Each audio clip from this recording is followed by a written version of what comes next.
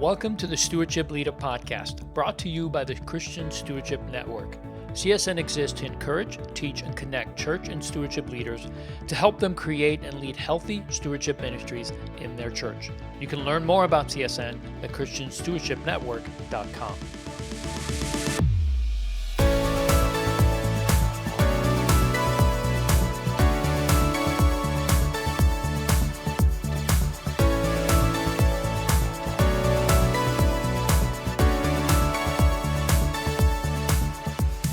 Well, hey everybody, welcome to Stewardship Leader. I'm your host, Leo Sabo. And on this episode, I have with me my friend, John Jones. He is from Calvary Chapel, Fort Lauderdale, and he is the Director of Engagement and Generosity. John, welcome to Stewardship Leader. Hey, Leo, it's great to be here. Thanks for having me today. Absolutely. It's such a pleasure to have you on. And more importantly, you and I are going to get together very shortly to talk about the CSN Forum, which is going to be hosted at Calvary Chapel in 2023. I'm very excited about that. Yeah, we're pumped to have everybody join us here in sunny SoFlo. It's going to be fun. March is a great time of the year to be here, so we can't wait. We're excited about it. Yeah, we really do hope it'll be an encouragement to those folks, especially those in the north, when they're going to be experiencing still some snow, that they'll come down and spend some time in Florida and just be with us at the annual forum. Such a great event, and we're so grateful that you guys have extended the invitation to come host us. We truly are grateful for that, and we look forward to it. Well, John, thank you so much again for being part of this. I want to start out with your personal stewardship story. Would you share that with us?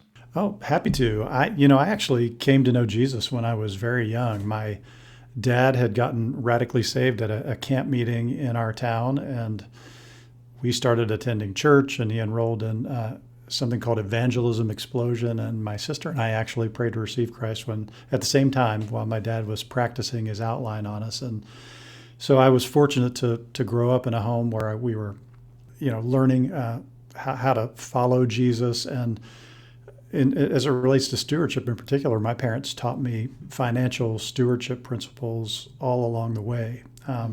I remember as I grew, my dad would teach me what he called the 10-10-80 principle. He would always say, pay the Lord, pay yourself, and live off the rest. And so because of that upbringing, I've always been passionate about financial freedom, about financial discipleship. And I'm thankful for that. I'm thankful for that foundation. And I actually, it was in high school as a part of the youth group at the Methodist church that I grew up in that I think for the first time I sensed a calling from the Lord to serve in vocational ministry. And I didn't really understand what that meant at the time, but really when I went off to do my undergrad work in Oklahoma, it just all of that came together while I was in college and started actually serving at the very first church I was serving back then. My early career in ministry was as a worship pastor, actually. I was recruited to come to South Florida like 32 years ago, about a year out of college. Met my wife, Sherry, about a month after moving here. Sherry and I have been married for 30 years now. We have two sweet sons who are out of college and married. It's so crazy to see our sons adulting now. It's awesome and a beautiful thing. Prior to the pandemic, my previous 2 decades, I was serving as the executive pastor at First Baptist Church in downtown Fort Lauderdale. And I just joined the team here at Calvary Chapel in late 2020, almost 2 years ago. It's hard to believe it's been almost 2 years ago. But my personal financial stewardship story probably began like a lot of other people. Early in our marriage, centering around the tithe and understanding that biblically and learning how to give in obedience. It was really something that Sherry and I, we had a solid foundation financially. We didn't bring any debt into the marriage. We had to focus on saving, all of that. But the whole idea of the tithe was something that even as we were engaged, that we sort of wrestled with and wrestled through as a couple to figure out how we were going to process that and respond to what we felt like God was saying. And I'm grateful at that time I had leaders who brought inspiration and accountability into my life. I would love to say, take credit for being obedient from day one, but serving in a church environment, I appreciated having the accountability of leadership around me and all of that. And so that really helped us early on. And both of us really from the get saw the Lord's blessing in really tangible, encouraging ways, just in response to just that simple, open handed stewardship of letting Him know that we know that everything we have comes from Him. And so we wanted to bring that tithe to Him. So we were able to, we leaned into that as our family grew and financial pressures came. And then our story took a little bit of a turn in that some of the greatest joy we ever experienced in stewardship came from being challenged to give sacrificially. You know the kind of stuff that happens in the church environment, some unique needs that a church might have, capital campaigns that churches do, and it was really the sideways pressure of other believers sharing their stories and their decisions around stewardship that had a deep impact on us in terms of how we responded with sacrificial giving, and then the other side of that, and really jumping in that way. I know it sounds so cliche to say you can't outgive God, but we experienced His provision in just some really amazing, miraculous ways in that season. So I would say it's been a progression for us personally with our own personal finances and understanding first kind of the foundation of giving, and then and stewardship, and then the idea of understanding that everything we have belongs to the Lord. So how can we honor Him even more fully with that? One of the interesting things for me professionally in my stewardship journey is, as an executive pastor, my focus was really more operational for all of those years. Like, I hope this makes sense. Like, the idea of stewardship in that context and at that time was really more about ministry capacity and like having resources for projects. But I've noticed in the last couple of years, as I'm serving more directly in the stewardship space as a leader and a pastor here at Calvary Chapel, it's really more about fanning the flames of generosity in myself and in all of the people that I serve. So that's been a really fun growth point for me in the last couple of years, and understanding that more fully as a stewardship leader. And one of the things I love is a key verse for us here at Calvary Chapel is just Proverbs 11:25 that I'm sure you know. It says, "A generous person will prosper, and whoever refreshes others will be refreshed." Because that's true. I mean, we have very specific language we use here. We always say that giving is an act of worship. We talk about the fact that generosity brings joy. We even have an environment called the Generous Cafe on one of our campuses, which is awesome. It just reinforces all of that very specific language. So I just say it's been a fun journey. I'm still on that journey of financial stewardship. And I'm having a great time learning and growing myself as I'm seeking to lead others and doing the very same thing. Yeah, that's great. I love that you mentioned that your dad was so instrumental in not only teaching you about giving, but really it sounds like he did a good job of really laying down more in the area of financial management as well, the 10-10-80, and I'm sure there were other lessons along the way, which obviously served well because you entered marriage without debt, and then that was kind of from your story, what I'm gathering is this steady plotting and progression of understanding, applying faithfulness, and then just seeing the Lord work. And I love that you brought in the generosity component, how God really just helped you to grow in that by giving opportunity and testing you. That's what God does. He tests us to see whether our heart is really for Him, or is it more for ourselves, and we don't even realize that it's more for ourselves than it is for Him. But those tests are so important to really clarifying what we really care about, and then we get to make that choice. And as we do that, we see God's faithfulness, and it just continues to increase. So it is a way that I think God develops us, and it's great to hear that was part of your story. And I think you're unique in that most people are not taught by their parents how to manage money. That's certainly been my experience with many folks that I've coached and counseled over the years, that they just didn't have that education, certainly not the biblical principles that we know and teach now. They really weren't part of it. And so it's so good to see that your dad had the ability to see in Scripture God's Word, and then apply it, and of course pass it on to you. Love that. Yeah, I'm so grateful for that. It just gave me a real-time example right in front of me of what to shoot for. So it's been a wonderful blessing for sure. and what I'm sure you're passing on to your kids as well. Yeah, absolutely. One of the things when they were little, I actually tried to distill down some of the most important principles, ideas, concepts in terms of stewardship and just biblical faithfulness onto just a single page for them, and sort of teach those and train them along the way, taking them to school, all of that kind of stuff. So it Yeah, was really, those were sweet years. I'm sure they'll benefit for a lifetime because of it.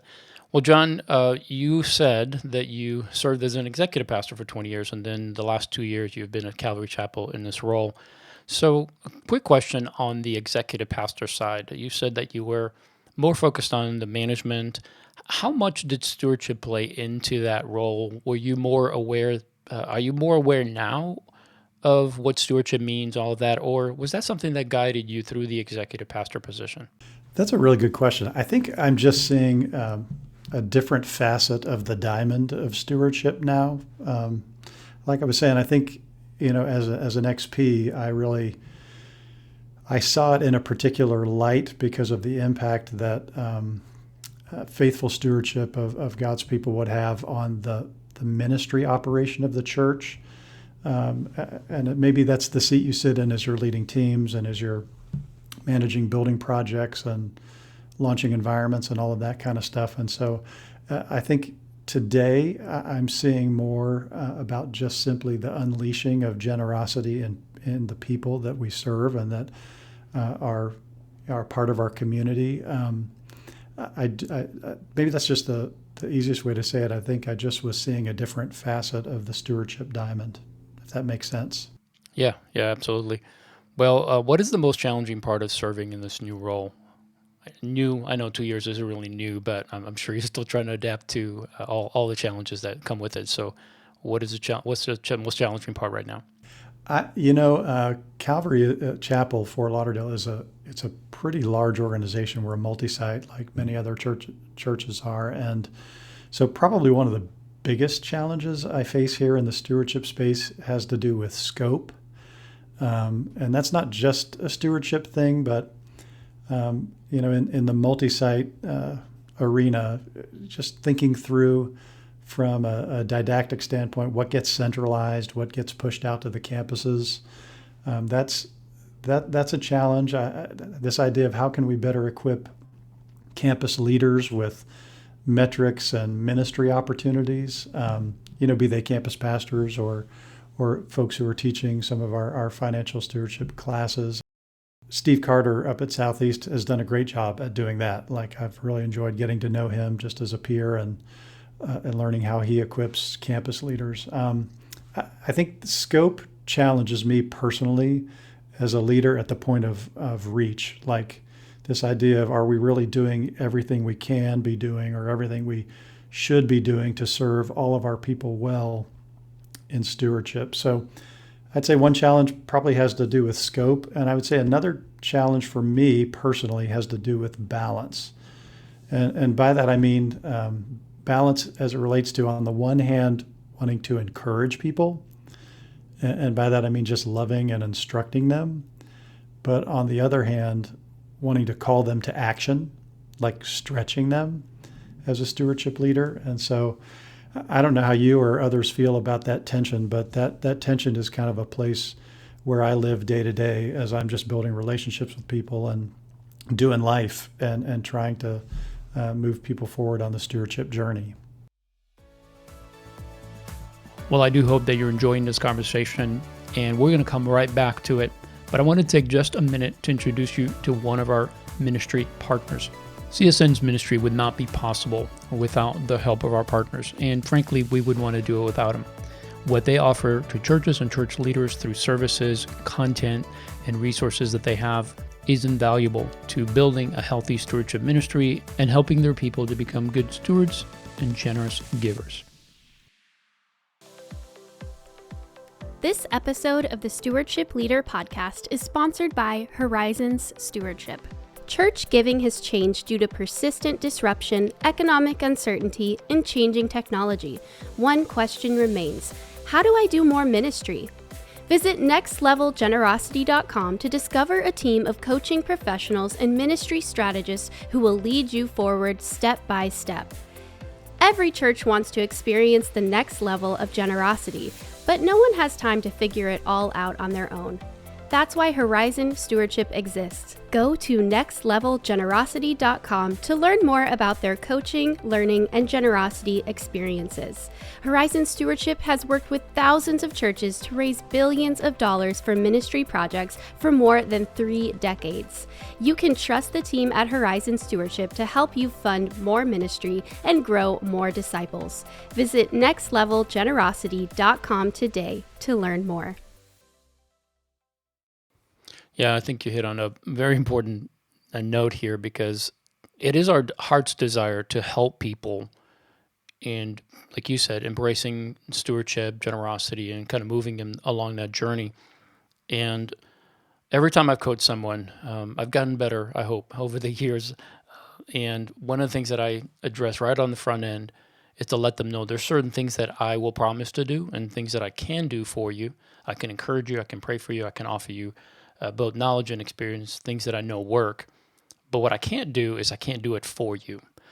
And unfortunately, no matter how hard I work at my job, if you don't do your part, it's not going to go anywhere. And so much of that comes in that balance of being able to lovingly support and help people, but at the same time, call them out when they don't do what they're supposed to do, because you know it's good for them. And I know that's not as popular today as as it used to be in past generations, where somebody held you accountable. Now it could be considered a little bit mean that you're hard on someone, but in reality, it's scriptural. Jesus, God's word tells us that it is a loving father, right? As a loving father, he disciplines us, not because he hates us, but because he loves us. And in the same way, we need to have that balance of both educating and supporting and ministering, but also calling people to an account. To be faithful.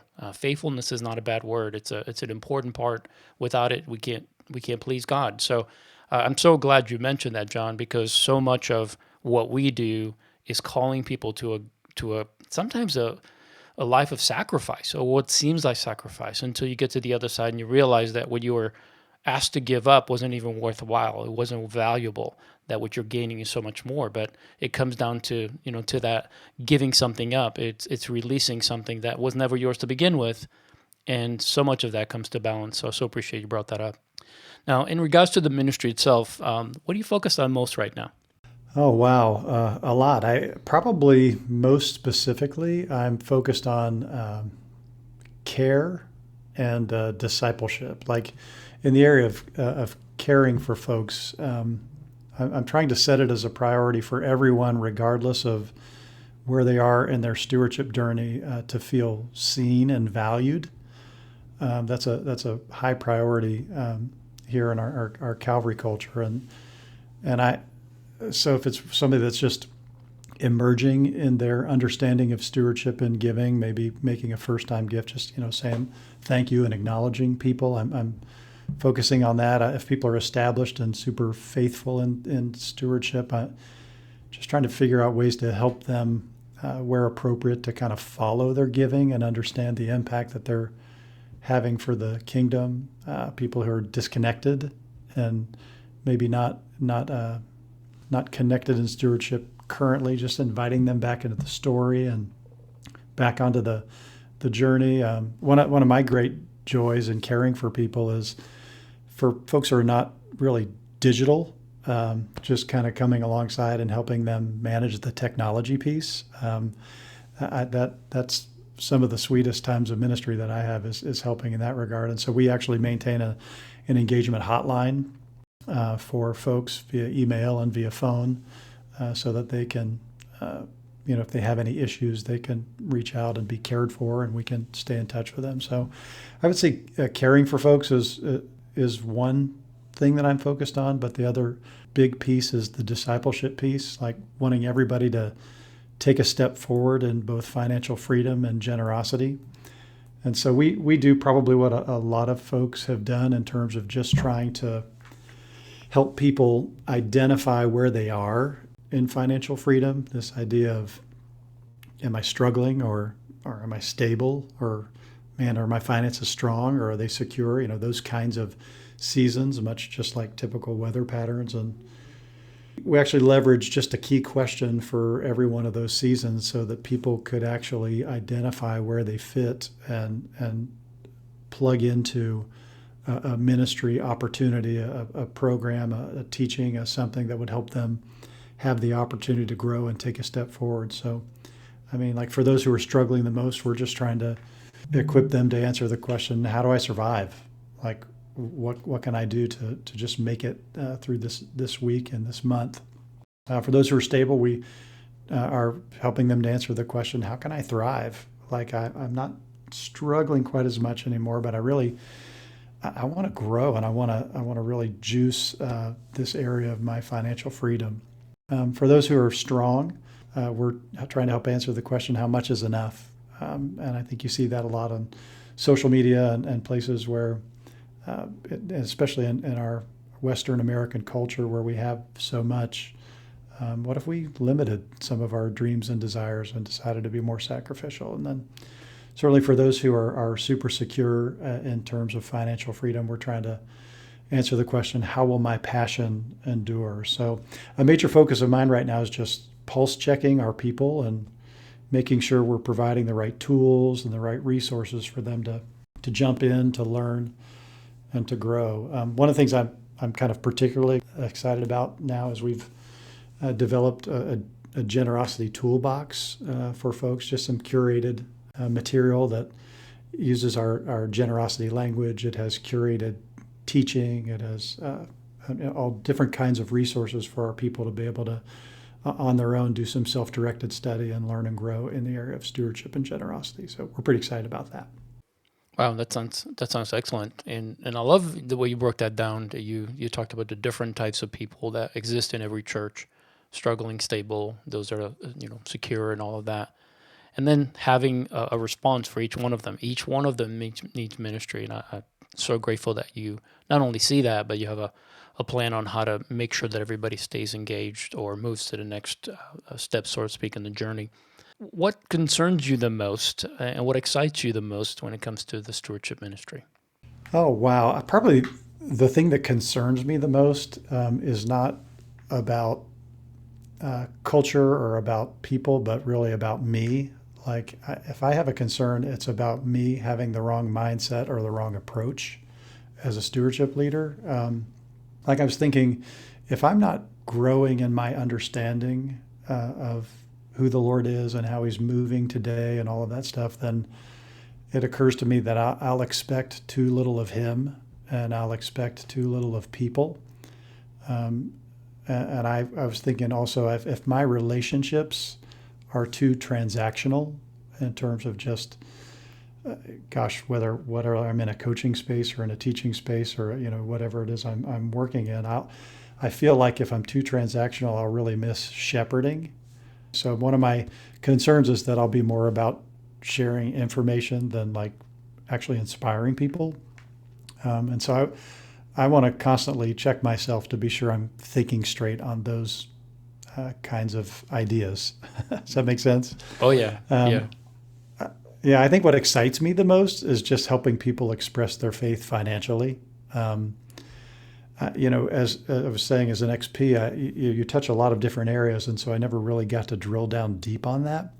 And so it's been really fun in the last almost 2 years to be able to see that played out, whether it's, somebody getting their budget squared away for the very first time and making room to begin giving, whether that's somebody, getting their estate documents squared away and protecting their family in that way as a part of their personal stewardship, or if that's helping somebody navigate a major gift for an environment it's been seeing people express their faith in financial terms has been really, really a fun thing to watch and makes me excited about the future to know what the Lord might do next. Well, I love the way you said that, expressing your faithfulness financially, right? Something like that, because so much of our culture today is so focused on, well, everything that has to do with money and what money can buy us, right? Whether it's a position, whether it's a location, whether it's the things that we own. And some of that comes into also what you said about not missing the fact that this isn't really about budgeting. It's not about just getting out of debt. Yeah, those things are important, but if the goal is just to do the practical things to get to a better place financially, and yet God isn't part of that, well, we know the result won't be a deeper faith and reliance on God. It'll be more reliance on ourselves. So being aware of that is such a key thing. I so appreciate you saying that, because for us as stewardship leaders, it's this balance. We do want to see progress. We want to see people get out of debt. We want to see people committing more of their resources, their purpose to godly things, to building God's kingdom. So some of that has to happen. But if it takes precedence over the actual intimacy and relationship and trust in God, then we can become very transactional. Yeah, it's good. Well, John, in the couple minutes we have left over, what is the best advice that you can give a stewardship leader? You've been in this now for a couple of years full time. What would you say to someone that's either looking at this and saying, well, I'm serving at my church, maybe I see my passion is growing, maybe God's calling me into this. How would you encourage them? What advice would you give them now that you're in this full time? What would you say to someone that's also interested in this ministry? Yeah, it's been really fun learning over the last couple of years, and I guess I would say to somebody as you step forward into a deeper level of being a stewardship leader, first thing I'd probably say is be yourself. I think I spent my first several months trying to figure out what I was supposed to be, and then realized I'm already me. and Good to know. and God has wired me a certain way, and I don't need to, learn my elevator pitch or any. I need to express my unique gifts unto the Lord, using some of the best practices, and certainly learn best practices, but express them through your personality. Like for me, I'm more of a pastor than a coach, and as I've learned that early on in this stewardship space, that's been so helpful to me because it allowed me just to take a deep breath and not worry, not be nervous about an environment or a class or an encounter, but really to just enjoy the process. So be yourself is something I would say. Another thing I would say is get connected. Like, Leo, I remember when I first started here at Calvary, and I reached out to a couple of stewardship leaders at other churches, and they, each of them said to me, "Do you know Leo?" I'm like, and they said, "That's the first guy you need to know. You need to get to know Leo at the Christian Stewardship Network." So I remember calling you early on and just trying to download some stuff from you, starting to build some key peer relationships, just so I would have a benchmark of, gosh, where are we? How are we doing?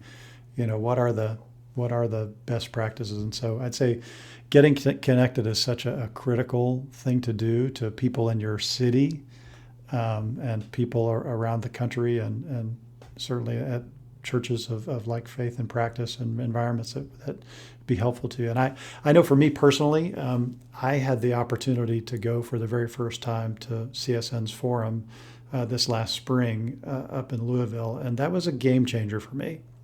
And that's something I want to encourage you with, Leo, that for me, it was one of the key moments for me in my own personal journey and growth, where I really felt like the Holy Spirit affirmed in me that I was on the right track, that I was, right where He wanted me to be, that I was doing the things that He wanted me to do.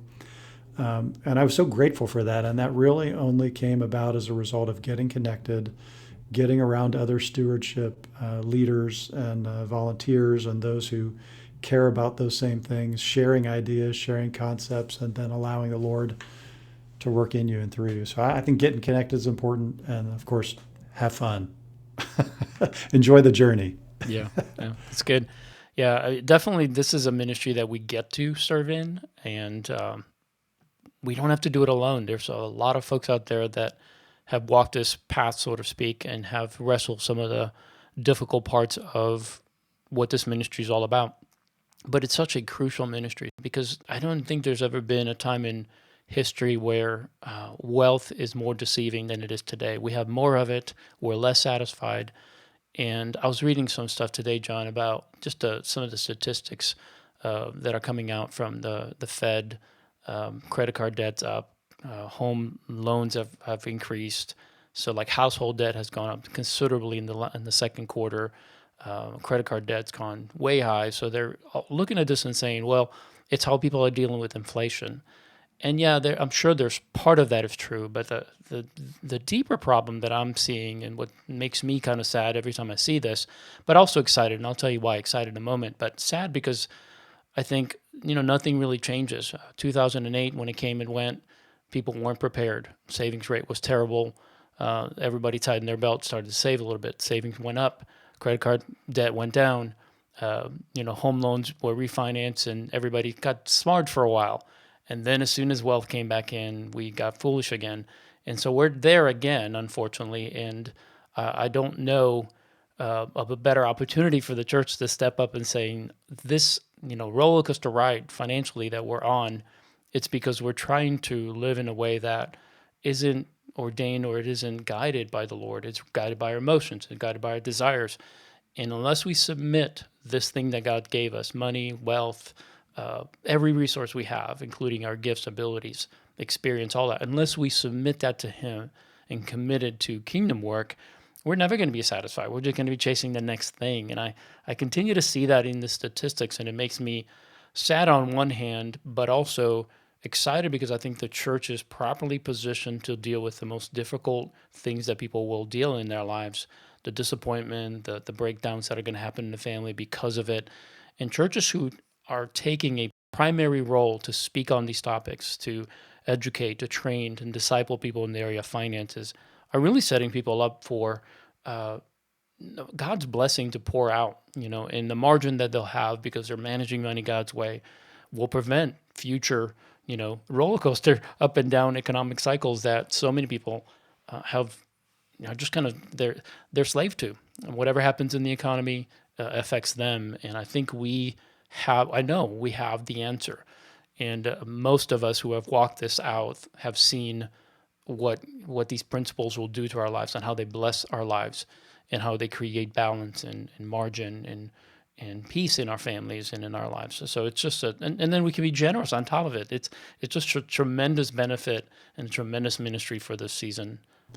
Yeah, I totally agree. And one of the things I was thinking as you were sharing all that, one of the problems we're trying to solve here right now, and maybe it's not so much problem solving as innovating, is just finding new and creative ways to bring people into the conversation so that we can have the deeper stewardship conversation. So we tried a strategy this past year where we concepted and deployed these events called Money Matters, and we did one on investing and brought in, because investing is such an important topic to people. Mm-hmm. It was great. We brought a lot of people together. We equipped them with some basics related to that subject, but then also we're able to kind of explode the larger issues around biblical stewardship. And we're constantly looking for new ways to kick off the conversation so that we can do exactly what you said, is just sort of push back culture in that way. That's good. Well, John, I'm grateful for you. I'm grateful for the position that you hold there in Fort Lauderdale at Calvary Chapel. I'm also grateful that you're part of the stewardship movement. And as I've gotten to know you, I just know that your heart beats like ours, and you are focused on the right things. And so I appreciate your faithfulness, first and foremost, in your own personal stewardship journey, but also that you're leading so many to do the same. And so I'm just grateful for you. And I appreciate your time today, really do. Well, thank you. And thanks again for having me. And I want to thank you, our listener. If you've listened to this podcast and in some way it's stirred something inside of you, maybe the Lord said something that maybe we didn't say, but maybe He's impressed something on you. I pray that it was valuable to you. I pray you listen to whatever the Lord's telling you. If you are called to serve in this ministry, if you're not currently doing so, or if you're doing it, but God's calling you to a greater level of service, let us know. Connect with us. We are a group of stewardship pastors and leaders in congregations all over the country who this is what God has called us to. So we identify that this is our calling and this is what God has given us to do through churches and through our local congregations. So we'd love to partner with you, to come alongside you, help you with resources, and any kind of help we can give you. So please let us know. You can contact us through our website, christianstewardshipnetwork.com. We also have a membership that we just launched, and we would love for you to check that out. It's a very inexpensive way to come and get real-time resources. We have courses. We have a ton of content that we've recorded over the last few years from different events that we've done. We do webinars, we do coaching calls, group discussions, and of course, we also have community discussion so that you can actually go on there and ask your questions and get real-time help. We would love to be in your corner to help you do stewardship better, whether it's for you personally or for you as a stewardship leader. So let us know if we can help with that. And again, thank you for listening to this podcast. We'd love for you to share it with others. In the meantime, though, thank you, and we'll see you next time on Stewardship Leader.